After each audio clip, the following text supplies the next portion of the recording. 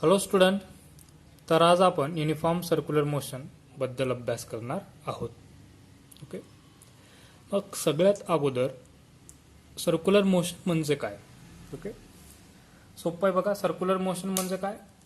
एखादा पार्टिकल जर एक सर्क्युलर मोशनमध्ये मूव्ह होत असेल तर त्याला आपण सर्क्युलर मोशन म्हणतो.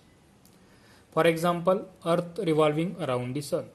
बरोबर, earth revolving around the sun along a circular path is called as circular motion. पण या ठिकाणी युनिफॉर्म सर्क्युलर मोशन तुम्हाला काय अभ्यास करायचा? युनिफॉर्म सर्क्युलर मोशन म्हणजे काय? If an object revolving along a circular path with constant speed. बरोबर, म्हणजे एखादा ऑब्जेक्ट सर्क्युलर पाथमध्ये जेव्हा फिरेल त्याची स्पीड मात्र काय पाहिजे? कॉन्स्टंट पाहिजे. सपोज आपण एक सर्कल कन्सिडर करूया.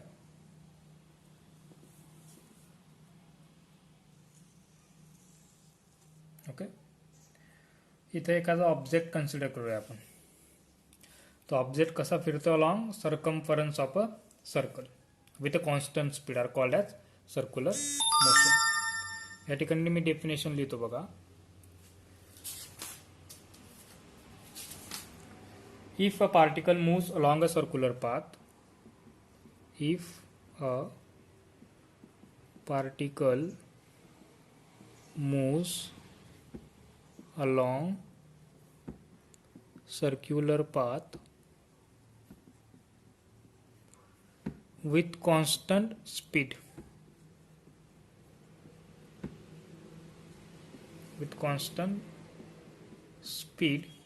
are called as uniform circular motion. सगळ्यात महत्त्वाचा शब्द कोणता या ठिकाणी? Constant speed. ओके, मग या स्पीड सोबत जर आपण डिरेक्शनचा विचार केला तर आपल्याला एक गोष्ट माहिती, जर स्पीड सोबत जर आपण डिरेक्शनचा जर विचार केला, स्पीड प्लस डिरेक्शन, तर आपल्याला काय मिळेल? ऑब्विसली काय मिळेल? व्हेलॉसिटी. ओके, मग जेव्हा हा पार्टिकल सर्क्युलर मोशनमध्ये फिरतो, युनिफॉर्म सर्क्युलर मोशनमध्ये फिरतो, तेव्हा व्हेलॉसिटीची डिरेक्शन कशी दाखवता येईल आपल्याला? Tangential to the point.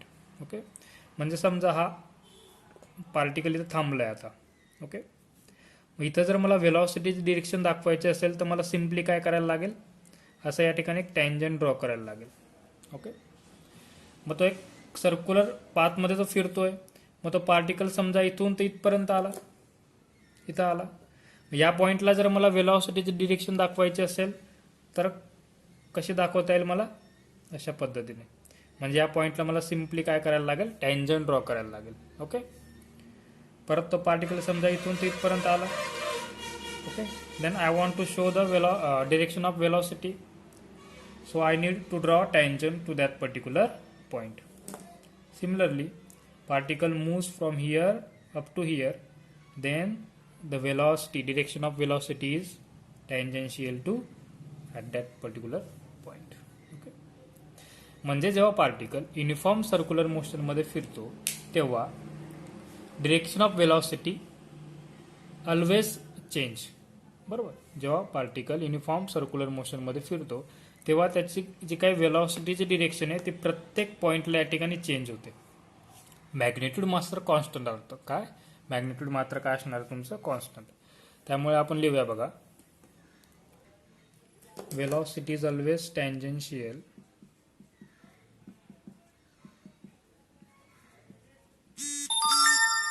always tangential to its circular path.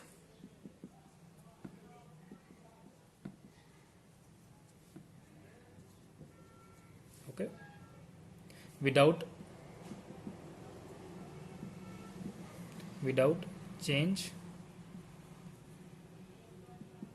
in its magnitude. Okay, आणि परत एक महत्त्वाची गोष्ट, मग जेव्हा जेव्हा चेंज इन वेलॉसिटी असेल तेव्हा तेव्हा त्या ठिकाणी ॲक्सलरेशन प्रोड्यूस होतो. बरोबर, या केसमध्ये मॅग्नेट्यूड तर सगळीकडे सेम आहे. या वेलॉसिटीचं मॅग्नेट्यूड काय? सेम आहे. डिरेक्शन मात्र काय होते? चेंज होते at each and every point. मग डिरेक्शन ऑफ वेलॉसिटी जरी चेंज होत असेल तर त्या ठिकाणी ॲस्कलरेशन त्या ठिकाणी प्रोड्यूस होईल. बरोबर. आणि ते ॲस्कलरेशन काय असणार आहे? Always perpendicular to the velocity.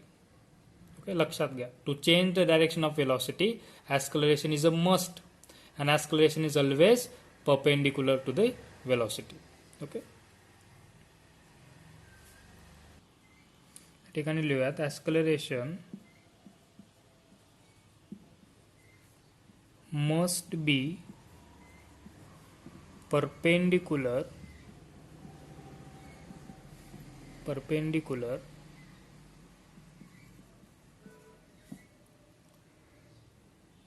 to the tangential velocity.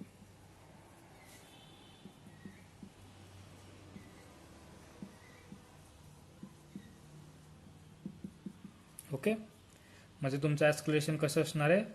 अशा प्रकारे परपेंडिक्युलर ही टँजेन्शियल वेलॉसिटी हा तुमचा काय ॲस्कलरेशन कॉम्पोनंट अशा पद्धतीने दाखवता येईल आपल्याला. आणि दोघांमध्ये अँगल किती पाहिजे आपल्याला? 90 डिग्री.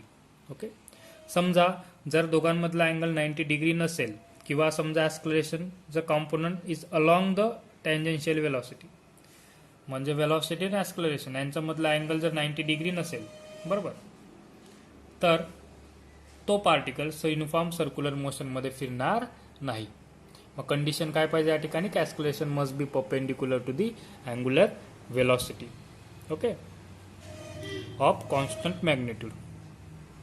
मॅग्निट्यूड मात्र काय हवी या ठिकाणी? Constant.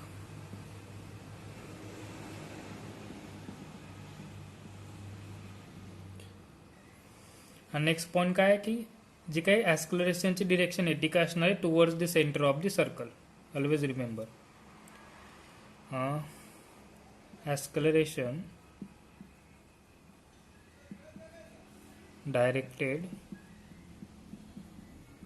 towards the center of the circle.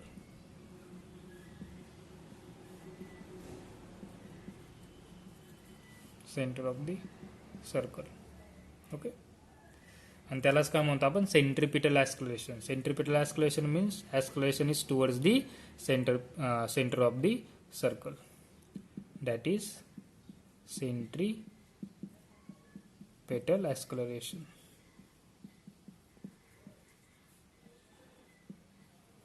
Okay,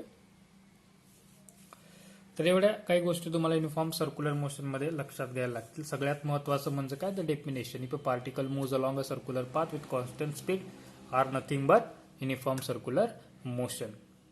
okay, मग तुम्हाला जर लिनियर वेलॉसिटीची डिरेक्शन विचारली ती कशी असते? Always tangential to it circular path. Okay, याला आपण लिनियर वेलॉसिटी किंवा वेलॉसिटी म्हणूयात. मग डायरेक्शन ऑफ लिनियर वेलॉसिटी काय? Always tangential to it circular path without change in its magnitude.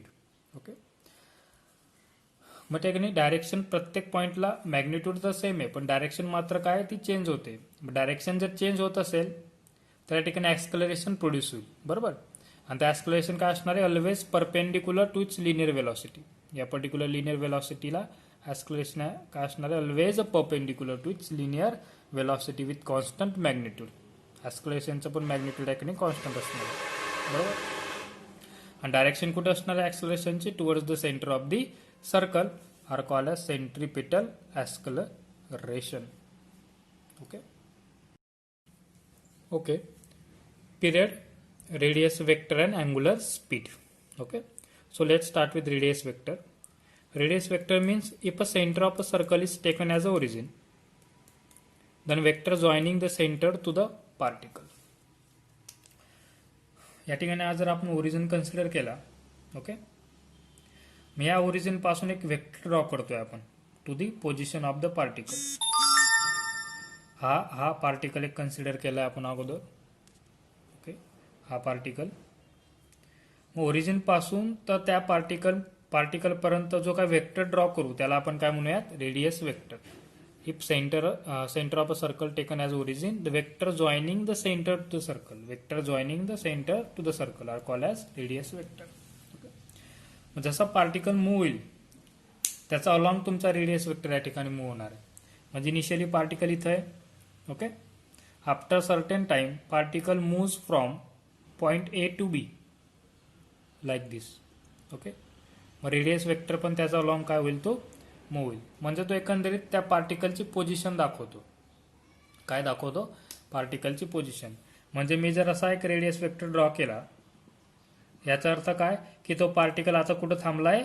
या पोझिशनवर तो पार्टिकल थांबलाय, किंवा तो या पोझिशनवर तो पार्टिकल आहे असं आपण कन्सिडर करूया. Okay. So it radius vector. Vector म्हणजे काय? It shows direction and magnitude. Okay. And it is directed from the centre of the circle. Direction कशी असणार आहे? Away from the centre of the circle. It is directed away from centre of circle असं लिहूयात आपण. Away from centre of circle. Okay. Next, angular displacement basically denoted by letter theta. काय म्हणतो आपण याला? थिटा. कशाने डिनोट करतो आपण? Angular displacement theta. Angular displacement म्हणजे काय? The angle traced out by the radius vector at the centre of a circular path in a given time is called as angular displacement. म्हणजे तो radius vector समजा position A ला आहे, तो radius vector moves from position A to B. मग जेव्हा तो radius vector A पासून बी पर्यंत जातो, जेव्हा जो काय अँगल तयार करेल त्याला आपण अँग्युलर डिस्प्लेसमेंट म्हणूयात. ओके. मग समजा हा रेडियस वेक्टर ए पासून समजा इथपर्यंत आला, सी पर्यंत आला, पोझिशन सी. ओके. मग हा जो एवढा अँगल असणार आहे पूर्ण, ओके, हा जो काही एवढा अँगल असणार आहे त्या अँगलला काय म्हणूयात आपण? Angular displacement. That is angle traced out by the radius vector at the center of a circular path in a given time is called as angular displacement. And angular displacement basically denoted by letter theta, that is theta is equal to omega t. Okay, omega is equal to theta divided by t for a one complete revolution. म्हणजे तो point इथून निघाला position A ला, फिरत फिरत फिरत परत तो पोझिशन ए वर येऊन थांबला, तर एका कम्प्लीट रिव्होल्युशनला तो किती अँगल तयार करतो? तर 2 पाय. ओके. रेडियन मध्ये तुम्हाला ही किंमत दिली आहे, 2 pi radian for one complete angle. That is one complete revolution. तो इथून निघतोय पर इथपर्यंत येतोय. One complete revolution angle trace bye the radius vector will B 2 pi. त्यामुळे आपण थिटाचा जाग काय लिहितोय? 2 पाय अपॉन टी. ओके. मग पिरियड म्हणजे काय? Time required for particle to complete one revolution. तो पार्टिकल इथून निघतोय आणि तो परत इथपर्यंत येऊन थांबतोय. मग या वेळेस किती त्याला वेळ लागेल, किती टाइम लागेल, त्याला आपण म्हणूयात पिरियड. बरोबर. ओके. तर वेलॉसिटी कशी दाखवता येईल आपल्याला? Distance divide by time. Okay. Distance म्हणजे काय? One complete circumference. तो इथून निघतोय पार्टिकल, ओके, आणि तो परत पोझिशन एला येऊन थांबतोय. म्हणजे किती डिस्टन्स ट्रॅव्हल करतोय तो? One complete circumference. That is 2 pi R divide by T. 2 pi R divide by T. Nothing but the velocity. Okay. Okay. From one equation one वरनं काय करूयात आपण? Omega is equal to 2 pi. R ने याला divide multiply करूयात आणि परत divide करूयात. 2 pi R upon T divide by R. R ने मल्टिप्लाय आणि डिवाइड करतो इक्वेशन 1 युजिंग इक्वेशन 1. आर ने मल्टिप्लाय करतोय आणि आर ने डिवाइड करतोय. Okay. So 2 pi R upon T nothing but V. आताच बघितलं आपण. 2 pi R upon T nothing but V divide by R. So omega is equal to V upon R or V is equal to R omega is again an important relation between V, R and omega. सगळ्यात महत्वाचा formula. Okay. V म्हणजे काय? Linear velocity. R means radius vector. Omega angular speed. याला आपण omega म्हणतो. Omega. बरोबर. W वाचला तरी चालेल, पण सहसा आपण ओमेगा वाचतो. ओमेगा. ओके. मग व्ही काय? तुमचा लिनियर व्हेलॉसिटी.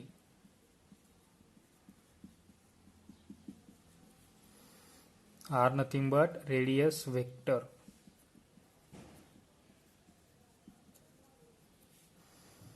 और ओमेगा एंगुलर स्पीड,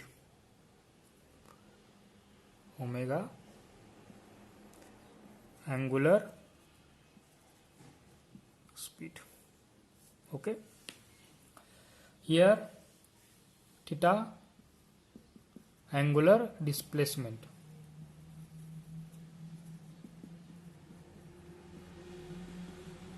Okay, या ठिकाणी जो angular displacement and angular speed are vector quantity. Always remember what angular speed and angular displacement are vector quantity. Okay, मग जर थिटा आणि ओमेगा जर वेक्टर क्वांटिटी असेल याचं डिरेक्शन कशी ठरवता येईल? By using right hand thumb rule. कशाने ठरवता येईल? Right hand rule. ओके, म्हणजे काय, तो ऑब्जेक्ट कसा मूव्ह होतोय तुमचा अशा पद्धतीने, मग तुमचा असा राईट हँड अशा पद्धतीने घेऊयात आपण. ओके, फिंगर काय दाखवतात? Motion of a particle. Thumb indicate direction of angular displacement. या केसमध्ये अँग्युलर डिस्प्लेसमेंटची डायरेक्शन काय? Out of the page. बरोबर, तो आपल्याकडे येतो बघा. थंब कुठल्या डिरेक्शनला आहे? तो आपल्याकडे दिला आहे, out of the page. Okay, आणि समजा तो ऑब्जेक्ट असा मूव्ह होत असेल तर या पर्टिक्युलर डिरेक्शनला, म्हणजे तो असा मूव्ह होतोय आता. ओके, असा मूव्ह होतोय तो. मग तो ऑब्जेक्ट जर अशा पद्धतीने मूव्ह होत असेल तर हा जो थंब आहे तो कुठल्या डिरेक्शनला आहे? तो आता इन टू द पेज. कुठल्या डायरेक्शनला आहे तो? इन टू द पेज, आतल्या डायरेक्शनला दिला आहे तो. बरोबर, मग या केसमध्ये फक्त एवढं लक्षात किंवा जो काही अँग्युलर डिस्प्लेसमेंट आहे तो काय? Out of the page. हे पेज कन्सिडर करूया, प्लेन कन्सिडर करूया, out of the plane. Okay, relation between acceleration, angular speed and radius vector. Okay, मग यामध्ये आपल्याला फॉर्म्युले बघायचे आहेत. मग पहिला फॉर्म्युला काय आहे? A is equal to omega square R. लक्षात ठेवायचा फॉर्म्युला. ए म्हणजे काय? Acceleration. Omega means angular speed. R radius vector. Okay, या एका फॉर्म्युल्यावरनं आपण 2 ते 3 फॉर्म्युले आपण तयार करूयात. बरोबर, कसं तयार करता येईल? आपण अगोदर एक रिलेशन बघितलं बघा, युनिफॉर्म सर्क्युलर मोशन मध्ये V is equal to R omega, हे रिलेशन आपण बघितलं. ओके, काय करूयात आपण? Omega is equal to V upon R. Okay, आरला या बाजूला आणल्यानंतर काय बोलतो? V upon R. ही काय ओमेगाची व्हॅल्यू आहे, डब्ल्यूची व्हॅल्यू, ओमेगाची व्हॅल्यू, ती यात पुट करूया. बरोबर, सो ओमेगा स्क्वेअर म्हणजे काय करायला लागेल आपल्याला? V square divide by R square into R. हा एक आर कॅन्सल होईल, इथला एक आर कॅन्सल होईल, then V square divide by R. Okay, हा तुमचा एक दुसरा फॉर्म्युला या ठिकाणी तयार झाला.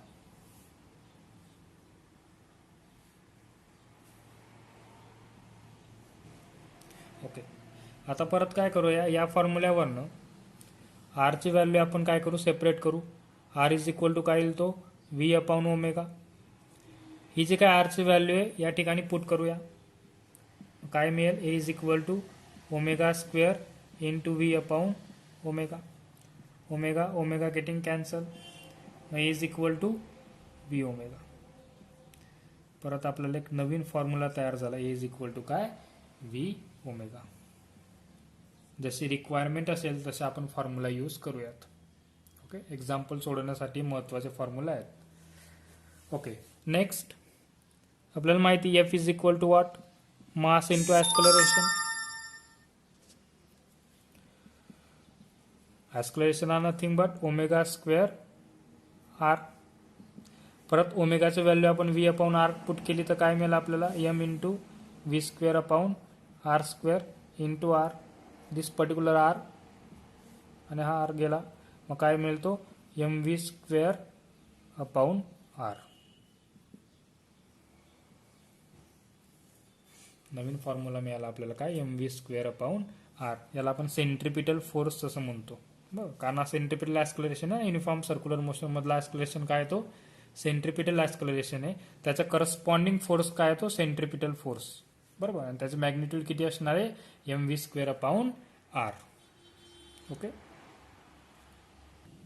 ओके परत या पर्टिक्युलर फॉर्म्युल्यावरून आपण एक नवीन फॉर्म्युला तयार करूयात. F is equal to M omega square R. आपल्याला नेहमीप्रमाणे आपण काय करतो, ओमेगाची व्हॅल्यू काय टाकूया, V is equal to R ओमेगावरून ओमेगा काय टाकूयात आपण, V upon R. Okay sorry आरची व्हॅल्यू टाकूया आपण व्ही अपॉन ओमेगा. या फॉर्म्युल्यावरून आरची व्हॅल्यू काय, व्ही अपॉन ओमेगा. सो आरची व्हॅल्यू आपण व्ही अपॉन ओमेगा पुट केली, ओमेगा ओमेगा या ठिकाणी कॅन्सल होईल, एक एक omega, then M omega V. आपलं रिलेशन काय मिळेल, M omega V. Equation number 5. असे तुम्हाला 5 फॉर्म्युले या ठिकाणी अत्यंत महत्त्वाचे लक्षात ठेवायला लागतील. मी हे सगळे फॉर्म्युले स्केलरमध्ये तुम्हाला लिहून दिलेत. ओके सगळे फॉर्म्युले आपण कशात लिहितोय, स्केलरमध्ये लिहितोय. Okay let's start with example. An object of mass 15 gram moves uniformly along a circular orbit with angular speed 5 radian per second. If the linear speed of the particle is 25 meter per second, what is the radius of the circle? Calculate centrifugal force acting on the particle. Okay. Example काय दिलंय की 50 gram of object circular motion मध्ये फिरतोय, बरोबर. त्याची angular speed तुम्हाला दिली आहे 5 रॅडियन पर सेकंड. त्याचप्रमाणे तुम्हाला लिनियर स्पीड दिली आहे तुम्हाला 25 मीटर पर सेकंड. मग ज्या ज्या गोष्टी दिल्या आहेत त्या अगोदर लिहून घ्या. काय दिलं तुम्हाला, ओमेगा दिलाय बघा, ओमेगा काय दिलाय तो 5 radian per second. Velocity 25 metre per second. Unit of omega काय तो radian per second, always remember. आणि unit of velocity, linear velocity unit काय असतं, मीटर पर सेकंड. जेव्हा जेव्हा मीटर पर सेकंड असेल तेव्हा तुम्हाला लिनियर वेलॉसिटी कन्सिडर करायला लागेल. जेव्हा रॅडियन पर सेकंड असेल तेव्हा तुम्हाला अँग्युलर स्पीड त्या ठिकाणी कन्सिडर करायला लागेल. मास दिला आहे तुम्हाला किती, तो 15 ग्रॅम. ओके या ठिकाणी वेलॉसिटी मीटर पर सेकंड मध्ये दिलाय, त्यामुळे मास तुम्हाला केजी मध्ये कन्वर्ट करायला लागेल. मग केजी मध्ये कन्वर्ट केल्यावर काय मिळेल, तो 0.05 केजी. ओके मग सिम्पली काय आणि काय काढायला लावलं आपल्याला, रेडियस अँड सेंट्रिपिटल फोर्स, या दोन गोष्टी आपल्याला कॅल्क्युलेट करायला लावल्या आहेत. आपल्याला ओमेगा आणि व्ही यांच्यामध्ये रिलेशन माहिती आहे, काय ते V is equal to R omega. Okay so R is equal to V upon omega. V 25, omega किती दिलाय तुम्हाला 5 radian per second, 5 metre. Radius किती येईल तुमची 5 metre. Okay next centripetal force. Centripetal फोर्सचा फॉर्म्युला आपण फाइंड केला बघा, M V square upon R. So mass 0.05 into velocity 25 into 25 divide by radius. Radius किती कॅल्क्युलेट केली आपण आत्ता बघा, 5 मीटर. सो 5 1 1 5 1 1 0.01. So 0.01 into 625. 0.01 ला असं लिहूयात आपण 1 डिवाइड बाय 100 इंटू 625. ओके म्हणजे काय येईल तो 625 डिवाइड बाय 100 मीन्स 6.25. 2 डिजिट नंतर काय द्या, डॉट द्या. ओके 6.25 याला तुमचं फायनल उत्तर. आणि फोर्सचं युनिट काय, न्यूटन. फोर्सचं युनिट काय, न्यूटन. त्या ठिकाणी फोर्स किती मिळतोय आपल्याला 6.25 न्यूटन. असं सिंपल 2 मार्क्सचं एक्झाम्पल तुम्हाला यावर विचारतात. Okay okay example number 2. A car moves in a circle of constant speed of 15 meter per second and complete one revolution in 40 seconds. Determine the magnitude of acceleration of a car. काय काय दिलंय ते परत, constant speed दिलाय तुम्हाला 50 metre per second. आपल्याला माहिती जेव्हा जेव्हा मीटर पर सेकंड युनिट असेल तेव्हा आपण व्ही असं लिहितो. Constant speed that is V is equal to 15 metre per second. And complete 1 revolution in 40 second. 40 second means time दिलाय तुम्हाला 40 सेकंड. आणि काय काढायला लावलंय, determined magnitude of acceleration that is A. बरोबर. मग आपल्याला फॉर्म्युला माहिती आहे बघा, A is equal to V omega. बरोबर. आता ओमेगा म्हणजे काय आपण बघितलं बघा, theta is equal to omega T. त्यावरून ओमेगा म्हणून काय लिहितोय आपण, थिटा अपाऊन टी. बरोबर. आणि काय म्हटलं तुम्हाला, कम्प्लीट वन रिव्होल्यूशन म्हणजे जेव्हा एखादा ऑब्जेक्ट युनिफॉर्म सर्क्युलर मोशनमध्ये फिरतो, मग तो इथून तर इथपर्यंत आल्यानंतर तो एक कम्प्लीट रिव्होल्यूशन पूर्ण करतो, तेव्हा पर्टिक्युलर वन कम्प्लीट रिव्होल्यूशन मध्ये जो काय अँगल होईल, तो अँगल किती तयार करेल, तो 2 पाय. ओके, मीन्स 360 और 2 पाय. 2 पाय हा जो दिला तो रेडियन पर सेकंड मध्ये दिलाय, डिग्री मध्ये नाही, लक्षात घ्या. For one complete revolution angle described by the radius vector will be what, theta is equal to 2 pi. त्यामुळे आपण 2 pi divide by T. Respective किमती पुट करूया आपण. 50 व्ही 2 इंटू पायची किंमत 3.14 डिवाइड बाय टी 40. बरोबर. 0 0 गेटिंग कॅन्सल, 2 1 ज 1, 2 2 ज 4, 2 1 ज 1, 2.5 2.5 into 3.14 it gives 7.85 metre per second. ऍस्कलरेशनचे युनिट काय, मीटर पर सेकंड स्क्वेअर. बरोबर. वेलॉसिटीचं metre per second, acceleration metre per second square. Okay.